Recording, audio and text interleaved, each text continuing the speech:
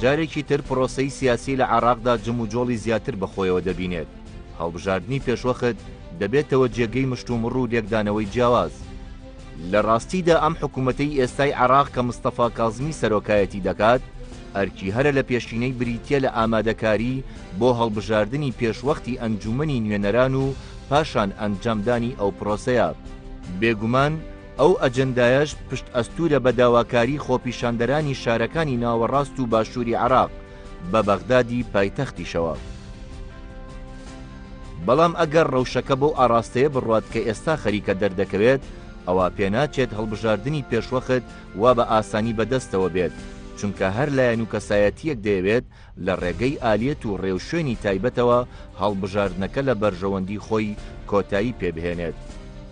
هەندێک لایەنی سیاسی بە پشتیوانی ناوەند و کەسایەتی جۆراوجۆر خەریکی گەڵاڵەکردنی بۆ چوونێکی بەهێزن بۆ ئەوەی هەڵبژاردننی پێشوەخت لە ماناکانی بەتاڵ بکەنەوە کە ئەویش ئامادەکاریە بۆ قۆناغێکی نوێ لە پرۆسەی سیاسی. بەڵام ئەو لایەنانە دەیانەوێت درێژە بۆ پرۆسەیە بدەن کە لە دوای 2023 لە عێراق بەرکارە، ئەمەش لەلایەن خۆپیشاندەرانی عێراق بە توندی ڕەت دەکرێتەوە. ئێستا لایەنە سیاسیەکان لە هەموو تێڕوانین و بۆچوون و پێکهاتە و ناوچەکان تەنانەت نەتەوەیە گرتووەکان و مەرجەعی باڵای شیعەکان بۆچوون و لێکدانەوەی خۆیان لەبارەی هەڵبژاردننی پێشوەخت دەخەنە ڕوو. ئامانج و چۆنیەتی هەڵبژاردننی پێشوەخت چۆنە و عێراق چۆن دەتوانێت ئەو پرۆسەیە بە سەرکەوتووی ئەنجام بدات کە دوجار ببێتە مایەی گۆڕانکاری لە پرۆسەی سیاسی و کۆتایی هێنان بە گرفتەکانی ناو پرۆسەی سیاسی.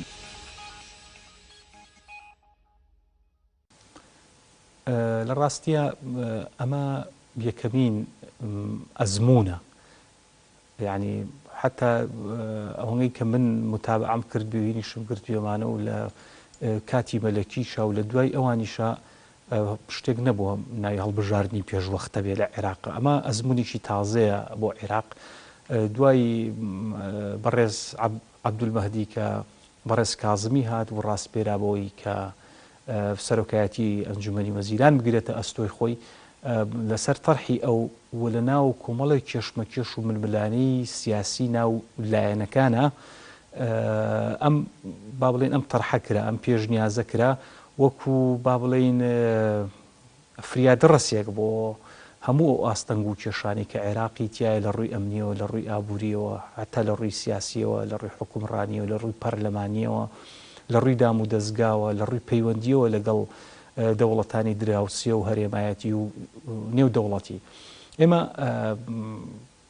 لە سەردانی پێرەیە خات و بلاسخات کە بە دوونەرایەتی با بڵین نەتەوەیە گرتووەکان سەردانی بەڕێز ئایەتوڵڵا سیستانی کرد وەکو مەرجەعی باڵای شیعەکان ئەو ئامادەی خۆی و پشگیری خۆی نیشاندا لەسەرەوەی کە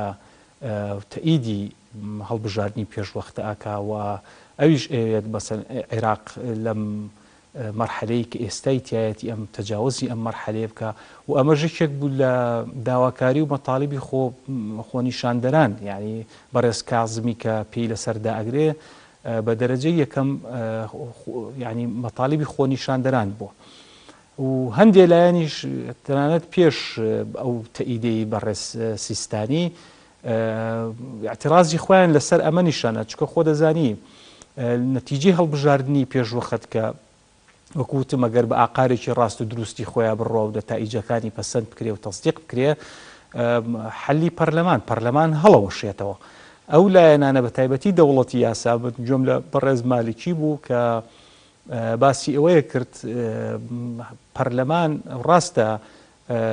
هەردوو سەرۆک کۆمار و سەرۆکی ئەنجومەنی وەزیران تەنیا حەقی داواکردنیانی ئەیژینە پەرلەمان خۆی بە ئەغلەبیەی مطلق بە زۆرینەی ڕەهابێ خۆی حەلی خۆی بخات. بێگومان ئەوەش ڕەئیەکە، بەڵام مەجای دەستوریشی تایە ئەم با بڵێن هەڵبژاردننی پێشوەختە، چونکە خۆتە نەزانی ئێستا بڕۆ لە عێراقا استیفتایە بکە دواترە بێ حکوومەت پەرلەمان هەمووی لە خزمەتی هاوڵاتیان هەبێ گەر ڕێی ئەوان وەرگری پێشوەخت من دڵنیام زۆرینە لەگەڵ هەڵبژاردننی پێشوەخت. لە دوایەوەی کە مستەفا کاظمی ئەعلانی کرد لە کۆتایی مانگی 7 بوو پێ مابێت تەمووز کە هەڵبژاردننی پێشوەخت دەگرێت، خۆی ئامانجی دروستبوونی ئەم حکوومەتی مستەفا کازمی بۆ ئەوە گەڕێتەوە مەسەلەن کە پێشتر بڕیاری لەسەر درا بۆ کاڵبژاردننی پێشوەختوێ بخۆی مناقش ئەو وەزعا کە لە عێراقا دروست بوو وەزعی عێراق کەوتە مەسەلەن لێوارێکی زۆر خراپەوە بۆی خۆپشاندانەکانەوە کە هەم جنوب هەم لە ناوەڕاست و مەسەلەن لە بەغداوانە سەری هەڵدا. طبعا ئەم مۆزوعی هەڵبژاردنە جەدەلێکی زۆری دروست کردووە لە بینی لایەنەکانی عێراقا تا ئێستا مەسەلەن کێشە زۆرە مەسەلەن لەوەی کە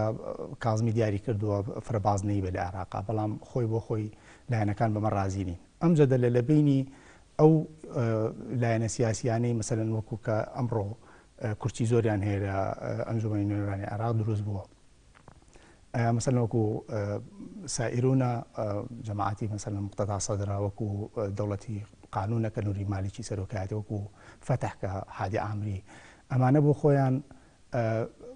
ینی دووسێ پێشنیاریان کردووە لەسەر ئەوەی کە هەڵبژاردن لە عێراقا مەسەلەن چۆن بێ مەسەلەن فرەبازنەیەکە دەزانن کە زەرەریان لێ دەدا طبعاً ئەو کاتە مەسەلەن هەژمونی حیزب نامێنێ بەسەر ئەو کاندیدانەوە کە دەرەچن یاخۆت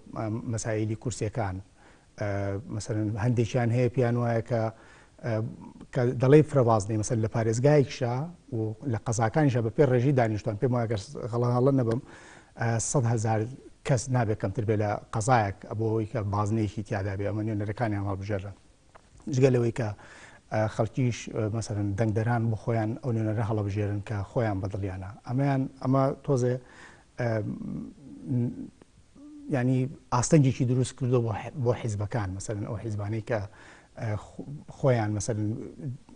یەک لایەن کردوتەوە مەسەلەن چ نوێنەرێکیان بێنی چیان بەدڵ بۆ ئەویان ناردووە ڕاستە دەنگی هێناوە بەڵام تەلاعویشیان کردو بۆ کەسانەوە کە نردویان تا ئەنجومەنی نوێنەران. بەڕێی من کێشەی تر هەیە لە پشتی ئەم جەدەلەوە کە لایەنە سیاسیەکان دەستی پێ کردووە ئەویش نەبوونی یاسایەکی هەڵبژاردنە لە عێراق. طبعاً تۆ دەزانی کە ئەوانەی کە کاتێک کە هەڵبژاردن دەکرێت هەم کۆمسیۆن مەسەلەن یاسای هەڵبژاردن ئەو کاتە دەبێت لە پەرلەمان پەسەند بکرێ و ڕیاسەی جمهوری بە پێی یاسا طبعاً تەصدیقی لەسەرکە لە وەقعا بڵاو بێت و ئەو کاتە ئەمە مەسەلەن حیزی تەنفیزە ینی دەبێت دەچێتە بواری جێبەجێکردنەوە تا ئێستا یاسای هەڵبژاردن لە پەرلەمانی عێراق هیچ مەسەلەن مصادقەی لەسەر نەکراوە و هیچ مەسەلەن تێنەپەڕیوە و ئەمەش لەسەر ئەوە ماوەتەوە کە لایەنەکان بخۆیان لە عێراقا لەبەر ئەو جەدەلەی کە دروست بووە لەسەر چۆنێتی هەڵبژاردن هێشتویانەتەوە پێم وایە ینی گەرم و گوڕن ینی گەرم و گوڕن لەسەر چۆنەتی جێبەجێکردنی و هەڵبژاردننی یاخۆت اختیارکردنی ئالیەتی میکانیزمی هەڵبژاردنەکە چۆن دەبێت ئەگەر ئەو کاتە هەمویان گەیشتە ڕێکەوتن مەسەلەن ئەو کاتە ئیتیفاقیان لەسەر کرد ئەو کاتە دەنگی لەسەر درا لە پەرلەمان و مەسەلەن پەسەند کرا ئەمە بۆ خۆی لێرە یاسای هەڵبژاردنەکە مەسەلەن تاو ینی پەسەند دەکرێت و دەڕاتە ڕیاسی جمهوری. بەڵام لێرەشە هەر لە پشتی ئەوەشەوە تەبان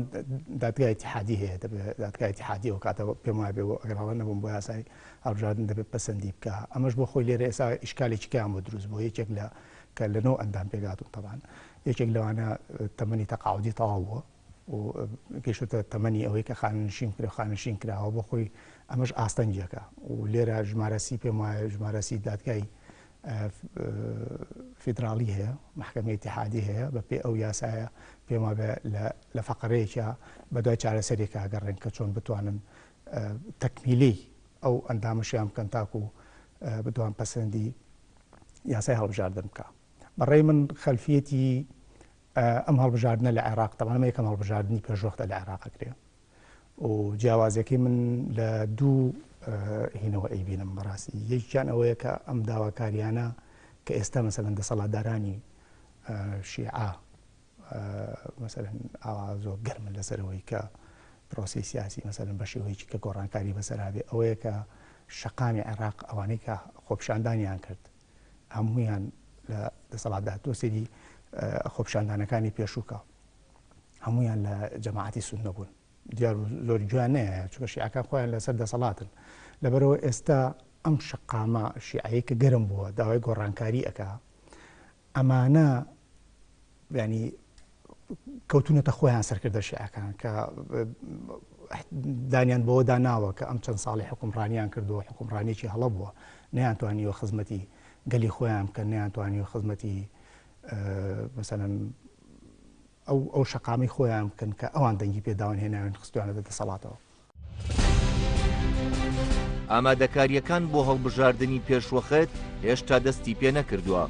کۆمیسیۆن بۆ چوونی خۆی لەو بارەیەوە خستۆتە ڕوو کە زیاتر وەک مەرجەکانی سەرخستنی ئەو پرۆسەیە دەردەکەوێت. بەڵام گۆڕەپانی سیاسی عێراق جموجۆڵی فراوان بەخۆیەوە دەبینێت. ئایا ئەو ڕەوشەی ئێستا هاتۆتە ئارام خزمەتی ئامانجە گشتیەکە دەکات کە ئەنجامدانی هەڵبژاردننی پێشوەختە؟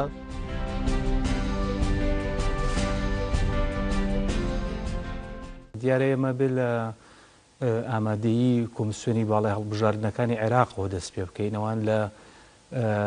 بەیاننامە و تەسریحاتی بڵاوکراوی ڕسمی خۆیانە بێگومان ئامادەییان نیشان ناوە لەو وادەی کە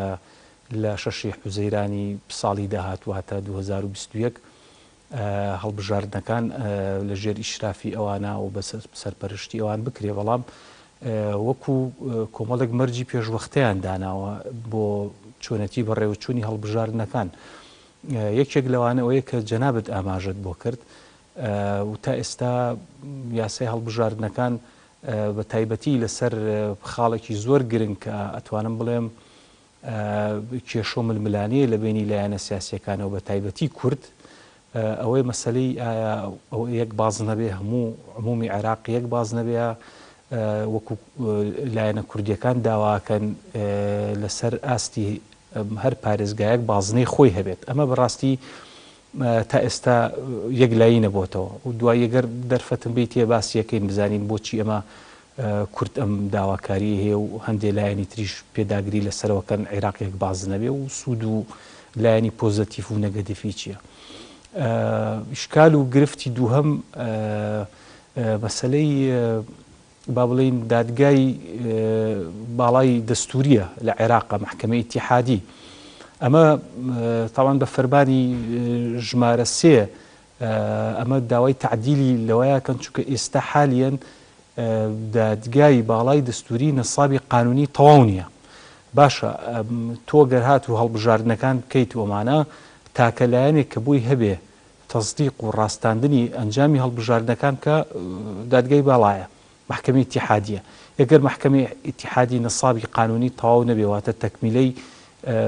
کورسی و مەقعدەکانی خۆی نەکات ئەمە ئیشکالەتێکی گەورە بێ هیچ لایەنێک ناتوانێت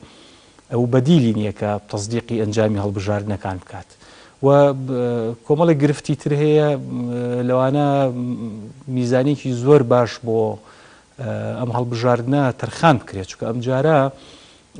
بە پێ ژمارەی کە با بڵێن هەر کۆمیسیۆنی باڵای هەڵبژاردنەکان بڵاوی کردوێتەوە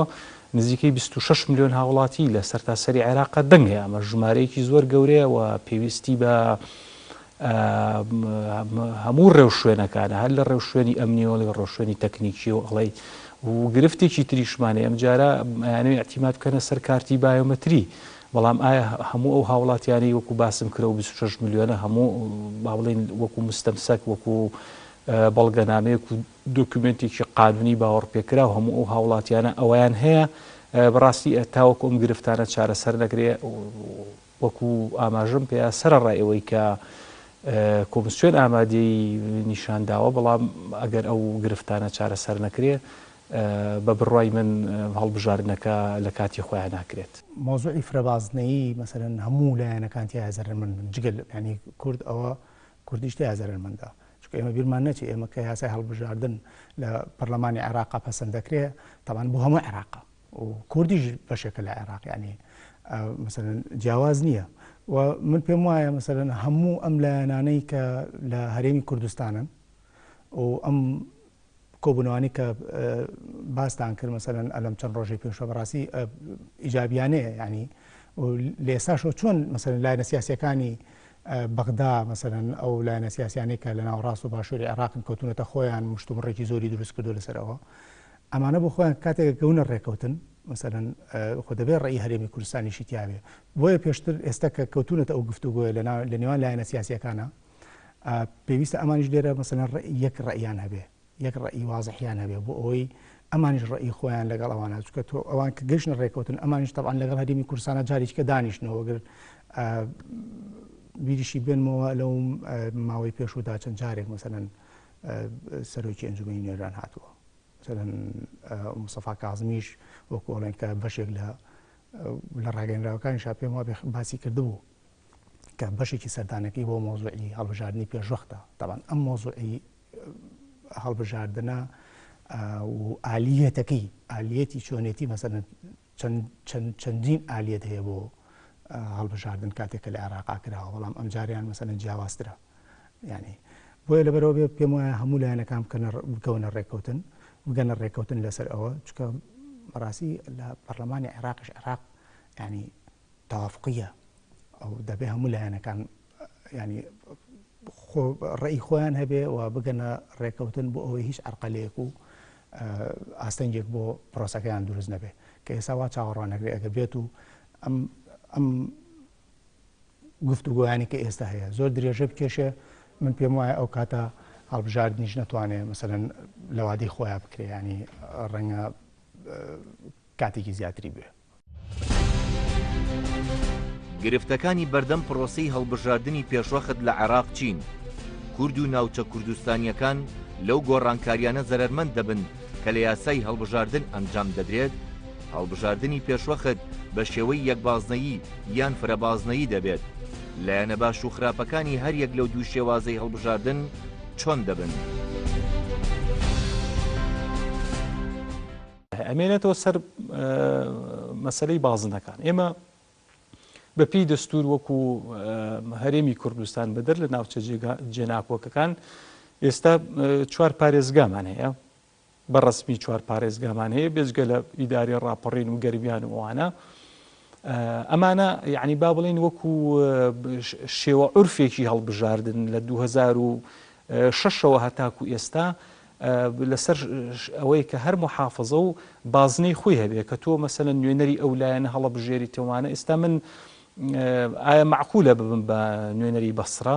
مەسەلەن ئەمە یەکێک لە ئیشکالاتەکانە من ئەگەر لە بەسرە خەڵکی بەسرە زۆرینەی دەنگم باتێ نوێنەری بەسرە بەڵام دانیشتوی سلێمانیشم ئەمە تۆزێ یعنی لەو ڕۆوانێ با بڵین لۆجیکەکە واخوازێ کەوانە بێ بەڵام لایەنێکی تری هەیە چکە ئێمە خۆ دەزانێت و پسپۆڕی لە مەجای هەڵبژاردنوانەیە یەک بازنەی لە عمومی عێراقا یەکێک لە با بڵین لایەنی پۆزەتیڤتیایە ئەوەیە کە مەجال بە حیزبە بچووکەکانەیە یعنی مەجالیانەیە کە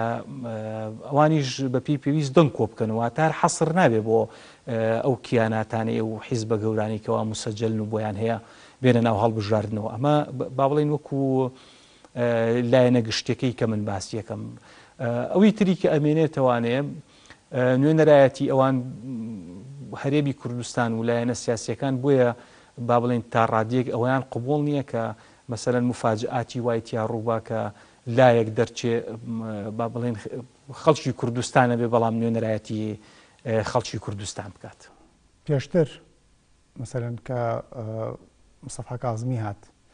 وەگەر بگەڕێنەوە سەردەمی عادل عەبدولمەهدیش لایەنەکان کەسیان نەگەیشتنە ڕێکەوتن بۆی کەسێکیان دابرێن بیکەن بەسەر وەزیران یعنی عادل عەبدولمەهدی هەموویانی کۆ کردەوە و لە نەتیجەی ئەوە بوو کە کەس نەبوو مەسەلەن کەسیان دانیان بۆیان نایەنا کەسیان ئەترافیان بۆ نەکرد کامیان براوە بن کامیان کوتلەی زۆرینەن لە پەرلەمانە ئەو عادل عەبدولمەهدییان دانا و دوایەوە کە خۆپیشاندانەکەش دروست بوو دیسانەوە لێرەوە مەسەلەن فشاری خۆپیشاندەران یەکەم داواکاری خۆپیشاندەران ئەمە کاظمی کردوێتی داواکاری خۆپیشاندەرانە داواکاری شەقامی عێراقیە شەقامی شیعەی عێراقی ئێستا گەنجێک پێگەیشتووە یعنی ئەگەر ساڵی 2003 لە دایک بوو بێ ئەمڕۆ 16 ساڵە یعنی 7 ساڵە و ئەم گەنجانەش جیا لە بیرکردنەوەی مەسەلەن ئەوەی کە پێشتر شعاری لایەنەکان بۆ لە عێراقا داوایان کردو ئەمان داوای سیادەکەن داوای وەتەنەکەن داوای نیشتیمانەکەن چکە سەفەریان کردو بۆ دەرەوە وڵاتیان بینیوە وڵاتانی تریان بینیوە مثلەن لە ڕێگەی سوۆسیال میدیا و ئەزانن ژیانی وڵاتانی تری خەڵک چۆنە و ئەمانیش هەر ساڵە و لە گۆبنێک و لە ناو مثلەن فەوزایەکە ژیاون لەبەرەوە ئەم هەڵبژاردنە لە بنەڕەتا خۆی هەڵبژاردننی پێشۆخت داواکاری شەقامی عێراقی بووە و هەڵۆشانەوەی حکوومەت و هەڵبژاردننی پێشۆخت ئەمە بووە ئەم هەڵبژاردننی پێشۆختە بۆ ڕازیکردنی دڵی شەقامی عێراقیە بۆی وەزعەکە زیاتر تێک نەچێ و لانە لە سەرکردە عێراقیەکان تێک نەچێ ینی ساڵی لە سەردەمی عەدل عەبدولمادیشە لە کۆتایی ساڵی 2010 کە لە بەسڕە دەستی پێکرد شەقامی شیعە بوو ناڵم پێشتر باسم کرد جیاوازی ئەم جارە کە مەسەلەن لایەنە سەرکردەکانی شیعە کەوتونەتە خۆیان و دانیان بەوە داناوە مەسەلەن کە ئیتر ئەمە ڕاستە بەڵێ بێ ئەم شتانە بکرێ جیاوازە لەوەی کە مەسەلەن لە ئەنبار کرا کە مەسەلەنێکی وەکو ڕافع عیساوی وەزیری مالی عێراقی بۆ ڕۆشتە ناو خۆپیشاندەرانەوە و جێگری سەرۆک وەزیران ساڵح موتڵەق ڕۆشتە ناوێنەوە کە جێگری سەرۆک وەزیرانی عێراقی بوو و ئەگەر چواری وەکو ساڵح موتڵەقیش بڕۆشتایەتە ناو کاتە خۆپیشاندەرانەوە بەلایەن و احتیاطی بوو شیعەکان بۆ ئێستا بۆ لەبەرەوەی فشاری شەقامی شیعە نەبوو لە سەریان خۆیان دەسەڵات بوون هەموو شتێک بوون بۆیە لەبەرەوە من پێم وایە لە بنەڕەتە ئەم هەڵبژاردننی پێشوەختە داواکاری خۆپیشاندەرانەوە و فشاری خۆپیشاندەرانە دووەم سەبارەت بە لایەنێکی کەوەی کە کاڵمی دەرەکەوێ مەسەلەن وای بووە چم تەسەورەکەم هەر لەسەر هینەکان بوەستێ با بڵێن لەسەر ئاستی پارێزگاکان بوەستێر پارێزگایە و با بڵێن بازنەی خۆی هەبێت ئەمە توانم تقریبا کۆدەنگێکیشی لەسەر دروست بۆ چکە لایەنە سیاسیەکانی کورد زۆر بە تونگی لە دژی ئەوەستنەوە کە یەک بازنە بێ و لە حاڵەتێک ئەگەر با بڵێن ئەگەری دوو هەم بێ ئەگەر هاتوو عێراق یەک بازنە بێ من ئەو وەختە بێ سەرکردایەتی سیاسی کورد وەلایەنە سیاسیەکان نەک بۆ تەنها بۆ مەسەلەی هەڵبژاردن چکە بەڕاستی ئێستا جەنابەت باسی قەزا و ناحیە ئەوانەت کرد ئێمە بەپی هەموو ئەو قانونانی کە دانراوە مەسەلەن قانونی محافظاتت هەیە تو ئەگەر بە وردی وەکو خۆی جێبەجێ بکەی ئەبێ هەڵبژاردن لە قەزا و لە ناحیەکانی شابکەی بەداخەوە تا ئێستا ئەوە جێبەجێ نەکراوە ئەمە ئەم منافەسەیە کە هاتووەتە ناو خودی ئەنجومەنی نوێنەرانی عێراقەوە ئەوە لە ئەتوانم بڵێم لە غیابی جێبەجێکردی با بڵێن قانونەکانی ترا بۆ ئەجینا خۆ ئەگەر تۆ لەسەر ئاستی ناحیە و قەزا و محافظە پارێزگار هەر یەکە و نوێنەری خۆی هەبێ و بە هەڵبژاردنێکی ڕاست و دروست تا بکرێ ئەو وەختە ململانەکان و تونگ نابێ لەناو ئەنجومەنی نوێنەرانە خۆی بەڕێی منێکێک لە ئەسبابەکان ئەوەیە. ئێستا مستەفا کاظمی سەرۆکایەتی کابینەی وەزاری حکوومەتی عێراق دەکات چۆن کار دەکات بە جددی کار بۆ سەرخستنی هەڵبژاردننی پێشوەخت دەکات یان ئەویش بۆتە بەشێک لە پرۆسە سیاسیەکە و کار بۆ بەرژەوەندی و مانەوەی خۆی دەکات.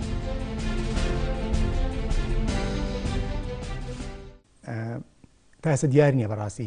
ئامانجی کاظمی لە جموجوڵەکانی جموجوڵێکی مەسەلەن باشی هەیە و تێکەڵی خەڵک ئەبێ دایمە لەسەر شەقامە و مەسەلەن بەڵام تا ئێستا هیچ شتێکی وانیەک ئەم کەسە ئەم ڕێز و زەرایە بێوێ ئایا لیستێک بەڵام هیچیش مەحاڵ نییە چکە خۆتەزانی ئەمە حیدەر عەبادی لەسەر دەوڵەتی قانون بوو ئیتلافی دەوڵەتی قانون بوو بەڵام دوایی کە ئینشقاق کەوتە ناویانەوە ئەم بۆ خۆی لیستێکی دروست کرد و لیستی نەسڕی دروست کرد و بەشداری هەڵبژاردننیشی کرد و جارێکی کەش دەچوو بۆی لەبەرەوە مەحاڵ نییە ئەگەر بێت و کاظمیش لیست دروستکە